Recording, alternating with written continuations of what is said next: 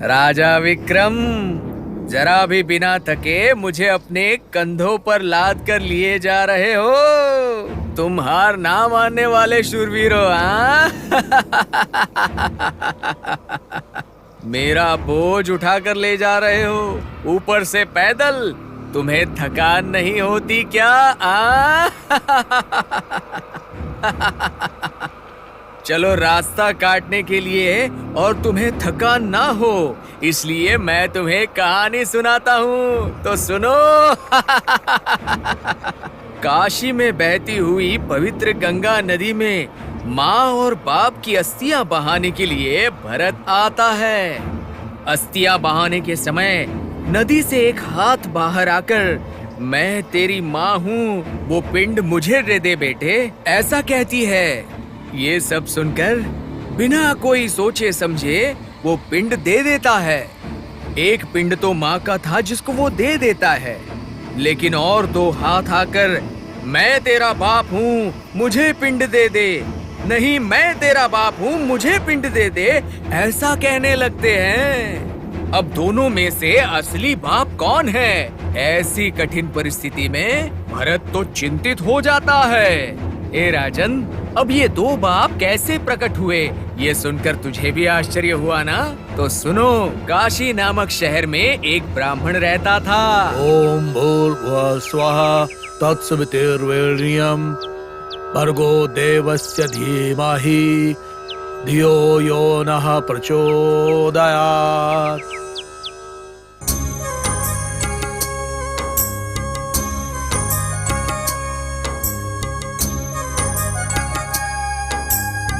बेटी, रंगोली बनाना हो गया क्या? हाँ पिताजी। पूजा के लिए सब तैयारी कर ली? हाँ कर दिया पिताजी। तो सचमुच मेरी ही बेटी है। एक बेटी होकर भी एक बेटे से भी अधिक काम करती हो। इस दरिद्र इंसान को किस समय क्या करना चाहिए तुम जानती हो। मेरे कहने से पूर्व ही तुम उसे पूरा कर देती हो। तुम्हारी जैसी पुत्री पाना मेरे पूर्व जन्म के पुण्य का फल है। पुत्री, तू तो अपना कर्तव्य निभा रही है, किंतु मैं अपना कर्तव्य नहीं निभा पा रहा हूँ तथा इस संकट काल में उसका एक एक पल अनुभव कर रहा हूँ। ऐसा क्या संकट है पिताजी? और क्या होगा बेटी, मैं एक पुत्री का पिता हूँ। तुम्हें उचित समय पर विवाह करके पति के घर नहीं भेज पाने की मुझे बहुत चिंता हो रही है। मेरी विवाह की कैसी चिंता पिताजी, उचित समय पर सब हो जाएगा। किंतु उम्र तो थमती नहीं न पुत्री, समय के साथ साथ उम्र ढलती जाती है। उचित समय पर तुम्हारा विवाह न कर पाने की चिंता मुझे दुखित कर रही है। मुझे कोई दिशा नहीं मिल रही है पुत्री। आप इसकी चिंता मत करिए पिताजी। आप ही कहा करते थे ना, जिस समय जो भी होना होता है उस समय वही सब होता है। हमारे हाथ में कुछ नहीं है, हम सब तो ऊपर वाले के हाथ की कठपुतलियां हैं। सत्य कहा पुत्री, सत्य कहा। पुत्री, तुमने छोटी सी उम्र में सब कुछ सीख लिया। अब तुम्हारे विवाह के लिए भगवान अच्छा पति दिला दे, बस यही मेरी दिली कामना है उस भगवान से। पता नहीं भगवान कब कृपा करेंगे। न जाने तेरा पति कहाँ है, वो कैसा होगा, क्या करता होगा।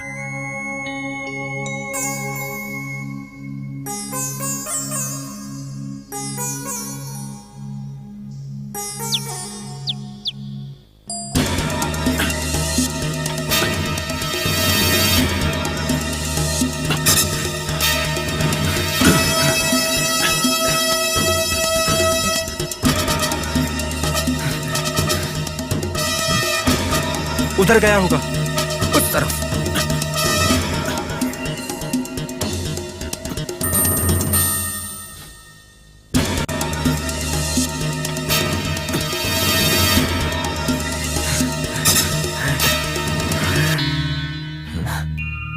पक्का इधर गया होगा। वहां गया होगा।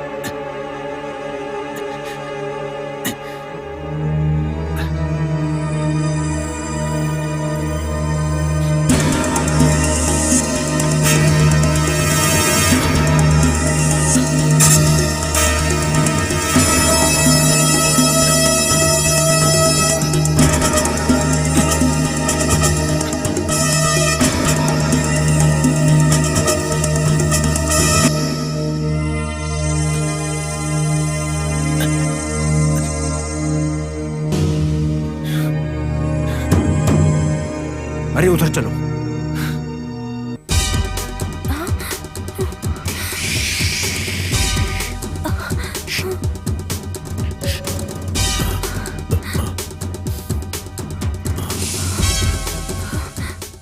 कौन हो तुम?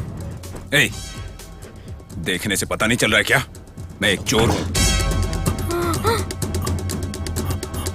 वो दरअसल मैं राजमहल से चोरी करके भाग रहा था कि तभी वहां पर रसोइयों ने मुझे देख लिया, इसीलिए वहां से भागना पड़ा। देखो, सिर्फ आज की रात, बस एक रात के लिए मुझे अपने घर में रहने दो। कल सुबह मैं यहां से चला जाऊंगा। अगर तुम लोगों ने सैनिकों को यह बताया कि मैं यहां पर छुपा हुआ हूं, तो तुम्हारी जान ले लूंगा। कौन है अंदर? अंदर कौन है? अंदर कौन है बताओ? कौन है अंदर? क्या हुआ? इधर कोई चोर आया था क्या? नहीं, यहाँ कोई नहीं आया। देखो यहाँ चोर घूम रहे हैं, होशियार रहिए। दरवाजा बंद कर लो।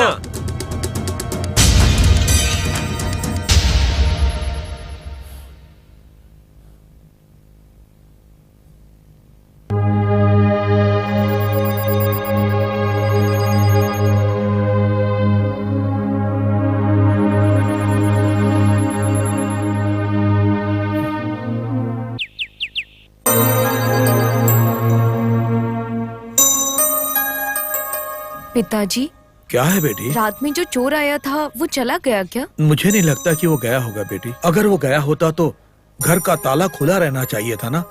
मैंने जब सुबह उठकर देखा तो ताला वैसे का वैसा ही था। हाँ, जाके तुम देख कर आओ बेटी। ठीक है पिताजी। सावधानी से जाना बेटी। हाँ।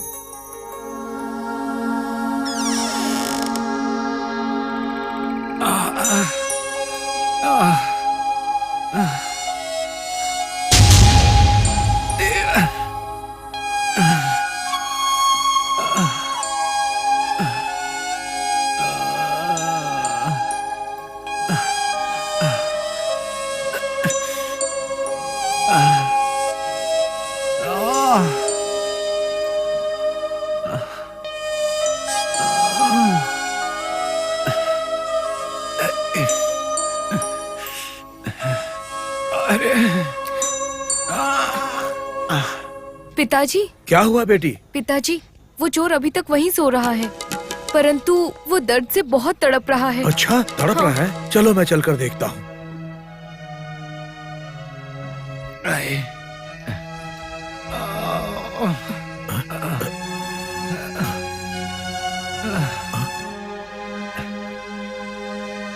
अरे बेटी, इसका तो पूरा बदन जल रहा है। पिताजी, इनके पैर पर चोट लगी है शायद। अच्छा, अरे हाँ, इसे तो बहुत चोट लगी है। अगर हम इसको वही पट्टी लगाएंगे तो ये जल्दी ठीक हो जाएगा। जाकर लेकर आओ। ठीक है पिताजी।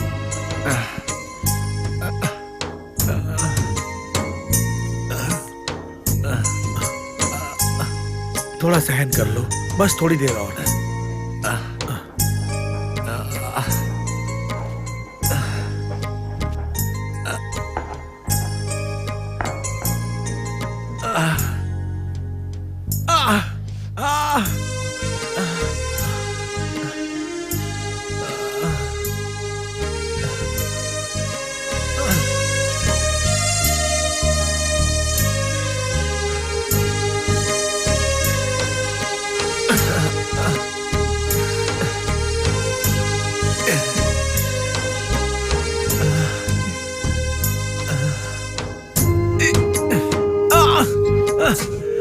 तुम्हें थोड़ा सहन करना पड़ेगा।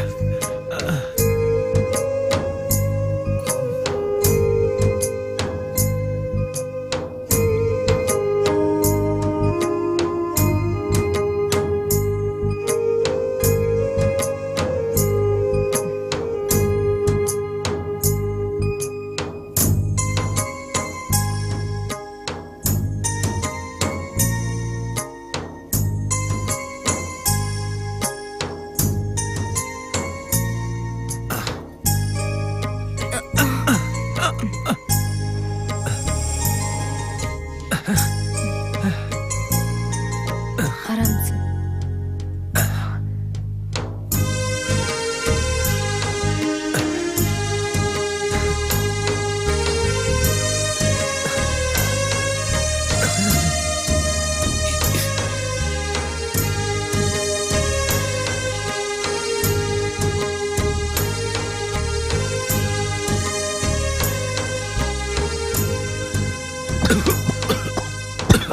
आराम से, ये लीजिए पानी।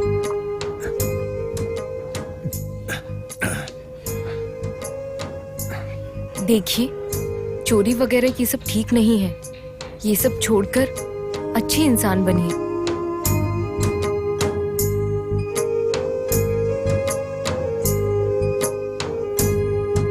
चोरी वगैरह ये सब ठीक नहीं है। ये सब छोड़कर अच्छे इंसान बनिए।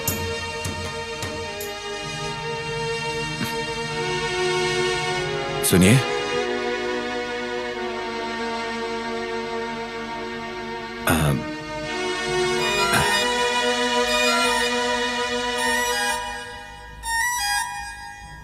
देखिए,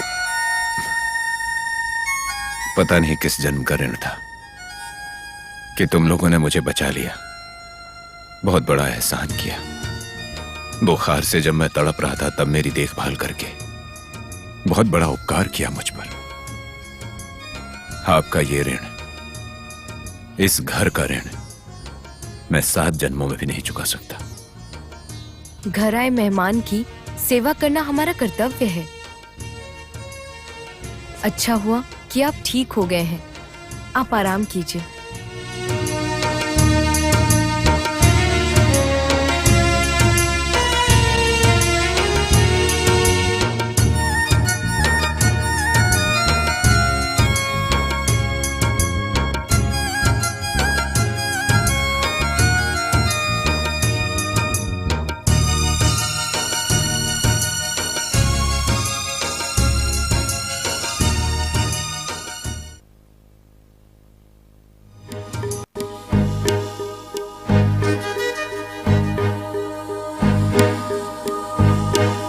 हमने कोई बहुत बड़ी गलती नहीं की है पिताजी। हम बस एक दूसरे से प्रेम करते हैं। यही तो गलती की बेटी। तुम्हारा ये फैसला मुझे बिल्कुल ठीक नहीं लगा बेटी। अब मैं समझ गया, कोई भी पैदाइशी चोर नहीं होता, बल्कि परिस्थिति और हालात किसी को चोर बना देता है। अब मुझे आप जैसे अच्छे लोगों का साथ मिला है। मैं भी बदलूंगा और एक अच्छा आदमी बन के जीवन जीऊंगा। आपकी बेटी से शादी करके उसे खुश रखने के लिए जितनी जरूरत है उतना ही कमाऊंगा। शांति से जीवन बिताऊंगा। कृपा करके मेरा विश्वास कीजिए। क्या बेटी, इसका मतलब तुम दोनों ने शादी करने का फैसला पहले ही कर लिया? हाँ पिताजी, इसी क्षण से मैं इन्हें अपना पति मानती हूँ। आप भी हमें आशीर्वाद दे दीजिए। देखो बेटा, जैसा तुमने कहा वैसे ही एक अच्छा इंसान बनकर मेरी बेटी को यदि खुश रखोगे तो भरोसा करके मैं अपनी बेटी की शादी तुम्हारे साथ करूंगा।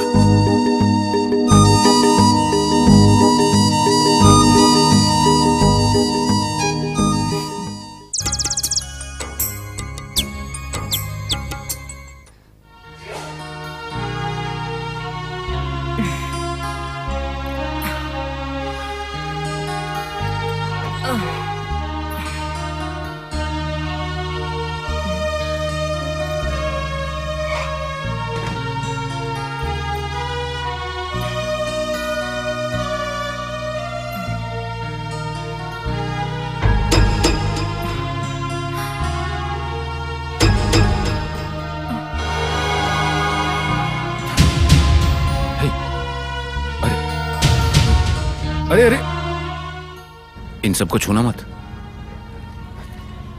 ये मैंने अपनी मेहनत से नहीं कमाया है, बल्कि ये सब मैंने चोरी और डकैती करके कमाया है। इन सबको, जिनका ये सच में है, उन लोगों तक पहुंचाना है।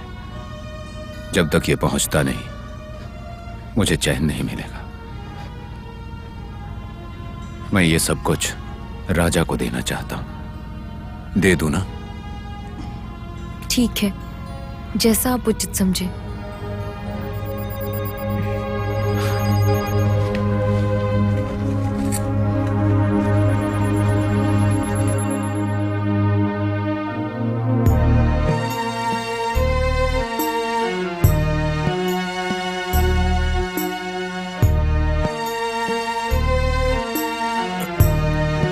बैठो बैठो बैठो, आराम से।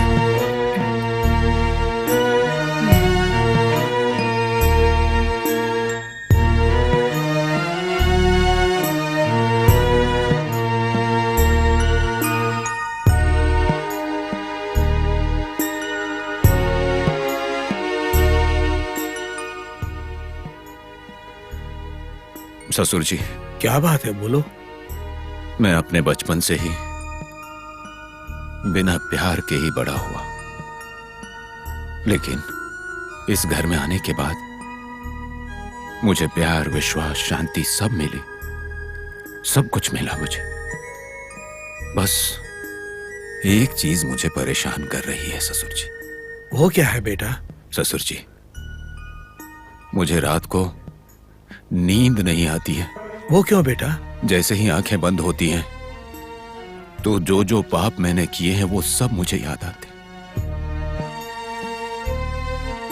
एक एक करके मेरी आंखों के सामने घूमते हैं। कल हमारे आने वाले बच्चे से कोई अगर ये पूछेगा कि तुम्हारा बाप क्या करता था, या फिर लोग कहेंगे कि तुम्हारा बाप चोर था। ससुर जी, क्या हुआ बेटा? ये जो पोटली है, इसमें मैंने हीरे, जेवर, सिक्के, महारानियों के हार, जो मैंने अलग अलग राज्यों से चुराया था, वो सब इसमें है। कोई मुझे पकड़ नहीं सका। महाराज भी बहुत बार तलाश करवा के थक चुके, उनके हाथ कुछ नहीं लगा। जैसे भी हो, मैं आज तक बचता आया हूं, लेकिन आज मैं सीधा राजमहल के अंदर जाके महाराज के पैरों पर ये सब रख कर कहूंगा, मुझसे गलती हो गई। महाराज, मुझे एक क्षमा कर दीजिए। मुझे एक क्षमा कर दीजिए महाराज। और अगर उन्होंने मुझे क्षमा कर दिया तो मैं लौट के आऊंगा, और आपने जो रास्ता दिखाया है उस पर चलूंगा, और हम सब ईमानदारी की कमाई से आराम से रहेंगे ससुर जी। उचित है बेटा, ऐसा ही करो, तुम ऐसा ही करो। तो मैं इसी समय राजमहल जाता हूं और ये उन्हें समर्पित कर दूंगा। ठीक है बेटा।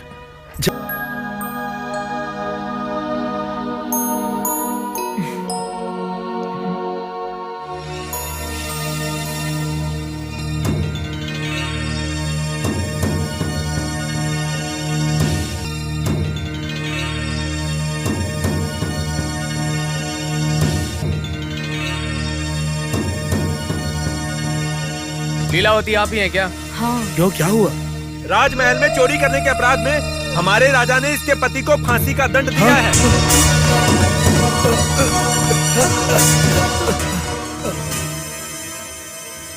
बेटी लीलावती, इस समय हिम्मत से काम लो। क्या हुआ है बताओ, ये ठीक हो जाएंगे। इन्हें खून का दबाव हुआ है बस। हाँ बेटी, मैंने पंडित को बुलाने के लिए अपने बेटे को भेजा है। वो आके काढ़ा देंगे तो सब बिल्कुल ठीक हो जाएगा। वो मामूली वैद्य नहीं है, बचपन से ही उन्होंने सब कुछ सीख लिया है।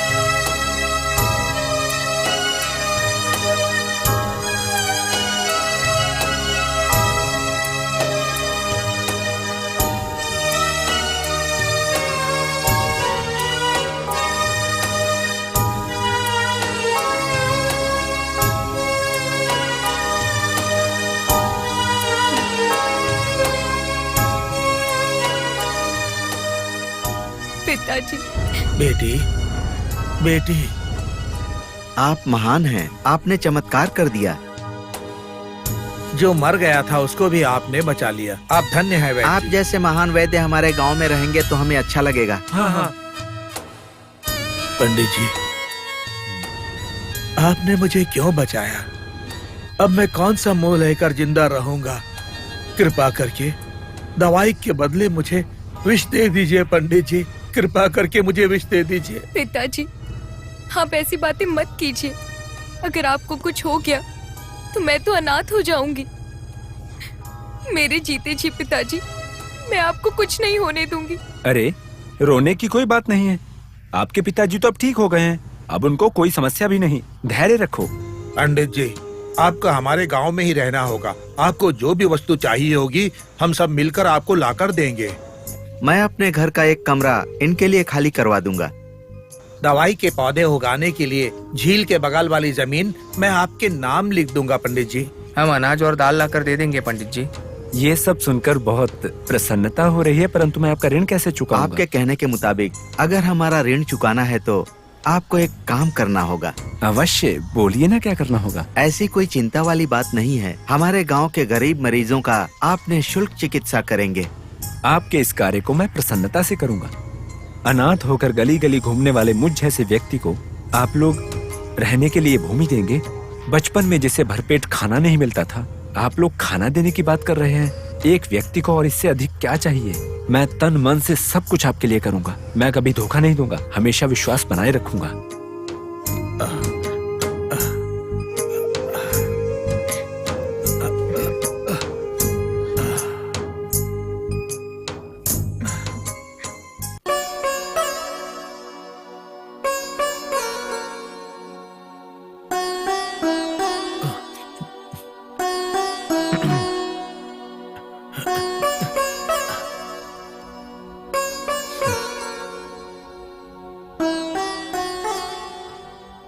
अभी कैसा लग रहा है आपको? अच्छा लग रहा है। आपके किए उपचार से मैं पूर्ण रूप से ठीक हो गया हूँ। मैं और मेरी बेटी जीवन भर आपके आभारी रहेंगे पंडित जी। अरे इसमें मैंने तो कुछ नहीं किया, सब भगवान की इच्छा है। मैं खेत की ओर जा रहा था तो सोचा कि आपकी सेहत का हाल पूछता चलूं। अब मैं चलता हूँ। कृपा करके बैठिए पंडित जी, एक गिलास दूध पीकर जाइए। बेटी,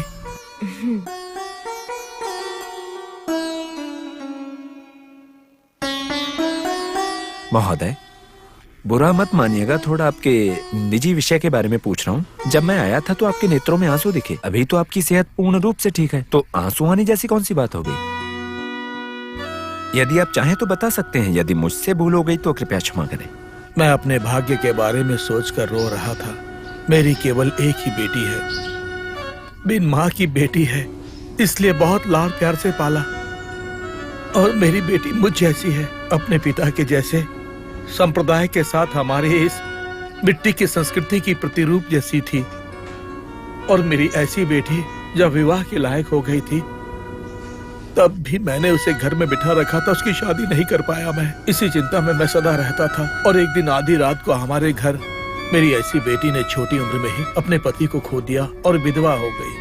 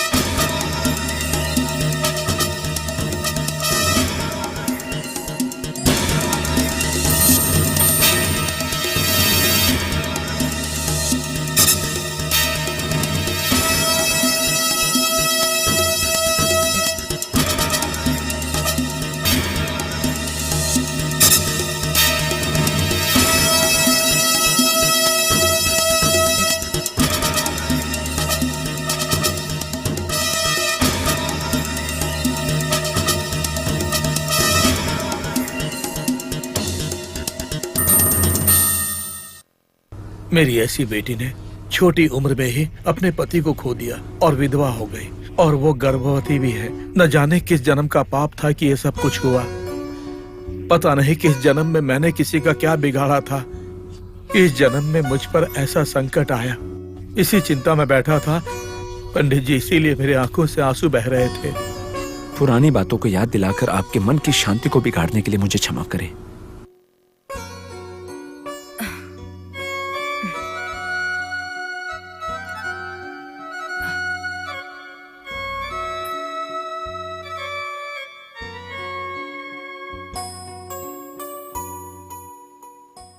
इसको अमृत के बेली बुलाते हैं। मधुमेह के रोगियों के लिए प्रयोग करते हैं। ये जो यहाँ दिख रहा है, ये सोगाड़ का बेर है। इसको पित्ता, उल्टी, कब्ज और दूसरे रोगों के लिए प्रयोग करते हैं। वो जो वहाँ दिखाई दे रही है, वो स्वर्णमुखी की सब्जी है। उसे हृदय के रोगों के उपचार के लिए प्रयोग किया जाता है। और ये जो दिख रही है, इसको वायु और दूसरे रोगों के लिए प्रयोग करते हैं।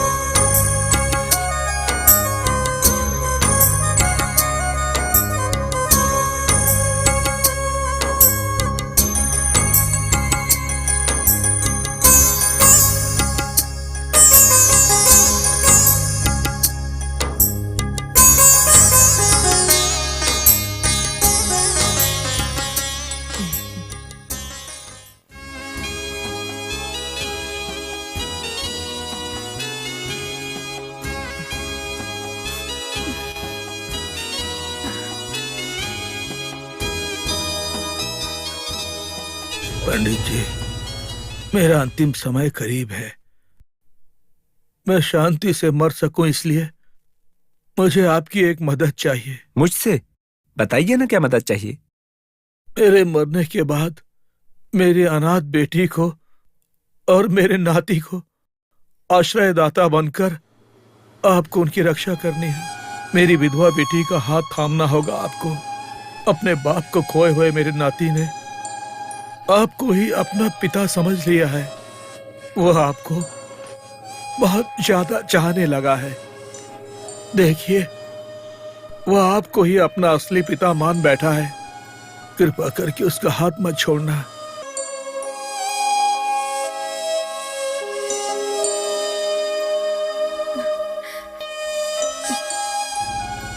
देखिए, इसको अपने पैरों की धूल समझकर मेरी विधवा बेटी की जिंदगी को उजाला करके आप उनकी रक्षा कीजिएगा। उसका हाथ थामकर मुझे चैन से मरने में मदद कीजिए।